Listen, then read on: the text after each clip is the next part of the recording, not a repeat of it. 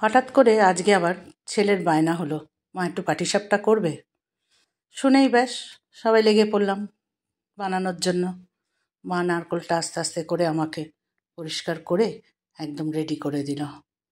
বৌমা আমাকে নারকোল কুড়িয়ে দিল, আর তাহলে করতে অসুবিধা কোথায়।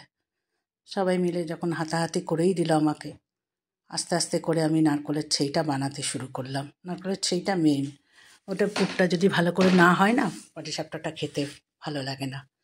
মিনিট 15 লাগলো আমার ছেইটা বানাতে। তারপরে ব্যাটারটাও গুলে নিলাম। ব্যাটারটা গুলে নিয়ে আমি পাটিসাপটাটা করলাম। পাটিসাপটাটা খেতে খুব ভালো হয়েছিল, ছেলে তো বলল। আমরাও খেয়েছিলাম সবাই, ভালো হয়েছিল। 2 রকমের পাটিসাপটাই করি, ক্ষীরেরও করি। তা আজকে ক্ষীরেরটা করিনি, নেক্সট ভিডিওতে আমি আপনাদের ক্ষীরেরটা দেখাবো। এরকম ভিডিও দেখতে গেলে আমাকে কমেন্ট করে জানাবেন।